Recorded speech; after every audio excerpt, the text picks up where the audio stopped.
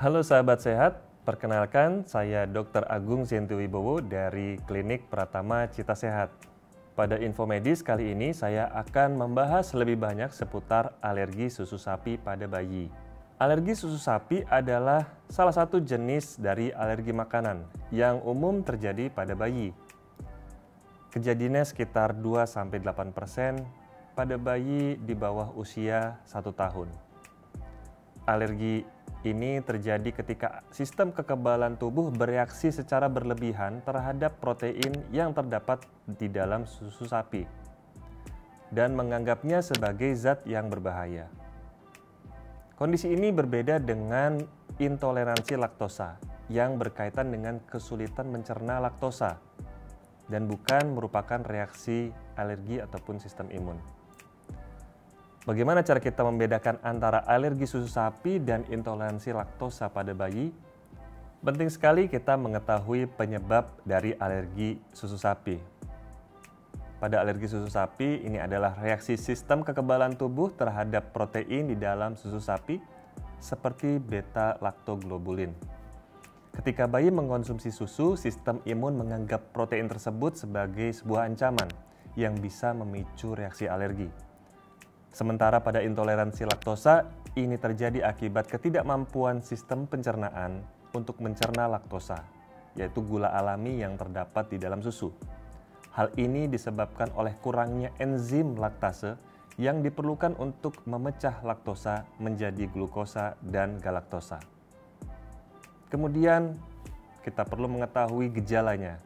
Pada gejala alergi susu sapi, bisa terjadi gejala sistem pencernaan berupa muntah, kemudian sistemik secara umum yaitu ruam kulit dan gatal-gatal, pembengkakan di area wajah, terjadi batuk ataupun kesulitan bernafas.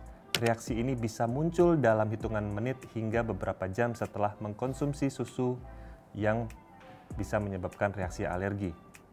Sementara untuk gejala intoleransi laktosa, umumnya adalah gejala pencernaan seperti kembung, nyeri perut, diare, biasanya tinja asam. Kemudian gejala ini lebih terfokus pada saluran pencernaan dan biasanya muncul setelah konsumsi susu. Cara membedakannya, kita perlu mengetahui waktu munculnya gejala. Gejala alergi susu dapat muncul dengan cepat setelah dikonsumsi, sedangkan gejala intoleransi laktosa cenderung muncul beberapa jam kemudian. Jenis gejalanya pada alergi susu dapat menyebabkan reaksi sistemik yang menyeluruh yang melibatkan kulit dan pernafasan seperti reaksi alergi pada umumnya.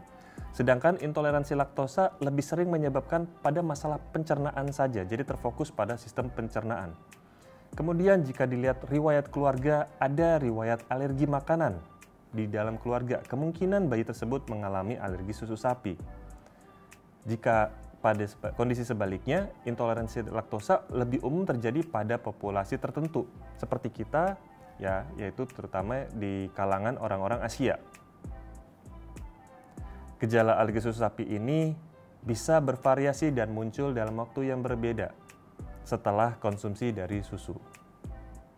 Beberapa tanda umum yang perlu diperhatikan, gejala ini bisa muncul pada gangguan sistem pencernaan. Seperti tadi saya sampaikan, muncul gejala muntah, diare, termasuk juga bisa diare berdarah, kram pada perut dan perut kembung. Kemudian reaksi pada kulit berupa ruam kemerahan, gatal-gatal, eksim, urtikaria. Kemudian gejala pernafasan seperti batuk, mengik, hidung meler, dan juga kesulitan bernafas. Gejala lainnya bisa berupa pembengkakan di area wajah seperti bibir dan kelopak mata, serta kondisi bayi menjadi rewel ataupun sering menangis. Kondisi reaksi alergi ini bisa terjadi segera setelah konsumsi susu atau beberapa jam setelahnya. Pada kasus yang jarang terjadi, reaksi bisa lebih serius dan menyebabkan reaksi anafilaktik. Anafilaksis ini berkaitan dengan reaksi alergi yang berlebihan yang membutuhkan perhatian medis dengan segera. Pada alergi susu sapi, peran faktor genetik ini paling penting untuk menentukan kondisi reaksi dan risiko alergi susu sapi. Jika ada salah satu keluarga atau orang tua yang memiliki riwayat alergi makanan, maka bayi bisa memiliki kemungkinan lebih tinggi untuk mengalami kondisi alergi susu sapi. Selain itu, pemberian susu sapi sebelum usia 6 bulan dapat meningkatkan risiko karena saluran pencernaan bayi belum sepenuhnya berkembang. Lalu bagaimana caranya kita bisa menangani alergi susu sapi ini? Beberapa pencegahan yang bisa dilakukan adalah memberikan ASI eksklusif. Dengan memberikan ASI selama 6 bulan pertama, ini akan membantu mengurangi risiko terjadinya alergi susu sapi.